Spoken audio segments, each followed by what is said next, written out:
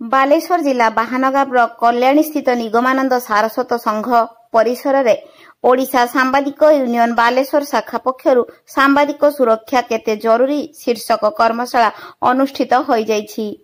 जिला सभापति गंगाधर राउतଙ୍କ अध्यक्षतार अनुष्ठित ଏହି କାର୍ଯ୍ୟକ୍ରମରେ ଜାତୀୟ କାର୍ଯ୍ୟକାରିଣୀ ସଦସ୍ୟ रामनारायण शतपथी, जोनाल संपादक रवीन्द्र महाकुड़, सदस्य कन्हई प्रधान, अरूप दास, सोमनाथ साहू, बुद्धिजीवी रमणीकांत मिश्र, कृतिबास बेज, अनिरुद्ध बारिक, अटल बिहारी राउत, सत्यनारायण चक्रधर विश्वाल, बंशीधर पाढ़ी प्रमुख अंशग्रहण करथिले। सांबादिक मानक सुरक्षा जरूरी होइथिबा बेले ए दिगरे जनमत सृष्टि करबा आवश्यक बोली मत देइथिले। सांबादिक माने संघबद्ध होई निजर दाबी उपस्थापित करने सहित सत्य संवाद परिवेषण पई जेते कष्ट हेले मध्य ताहा बजाय रखिबा उपरे गुरुत्व आरोप करथिले। शेषरे रणजित कुमार दास धन्यवाद देइथिले। बाल्यापाड़ू भीष्मचरण मल्लिकଙ୍କ रिपोर्ट, मोबाइल टीवी।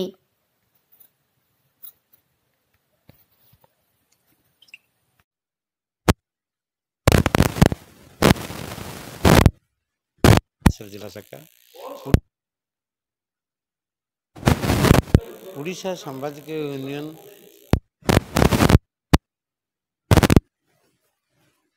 से विषय एक कर्म बाहानगा ब्लॉक रे स्थिर करूँ। आम बाहानगा ब्लॉक बंधु मैंने या आयोजन करते।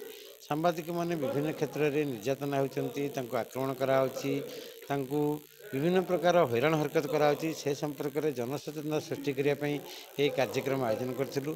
आज बहु विशिष्ट वक्ता आम गहन उपस्थित रही बहु सारगर्भक भाषण देले और कहले सांबादिक मानकर सुरक्षा निहाती जरूरी। तेणु सरकार ए क्षेत्र में तुरंत पदक्षेप नवा दरकार, आईन आनिबा दरकार। या द्वारा सांबादिक मानकर सुरक्षा कर सांबादिक सुरक्षित नहेले जो कार्य करने से जाऊँगी साधारण जनतार कार्य करुँची से निर्यातना दि जाऊँगी, माड़ मरा हो धमक दि जाऊँगी। तेणु यही बंद कर से दिगरे सरकार समुचित पदक्षेप नेवा दरकार, आईन आनिबा दरकार। आईन आसिले जेकोसी लोक कौन कार्य करने आपात डर और से कार्य करने साहस करनी। तेणु आम से दिगरे जनसचेतना सृष्टि करने ये पदक्षेप नेउछु। या प्रति ब्लॉक रे करा जिवो एवं जनसाधारण को एतरे भागीदारी करा जिवो।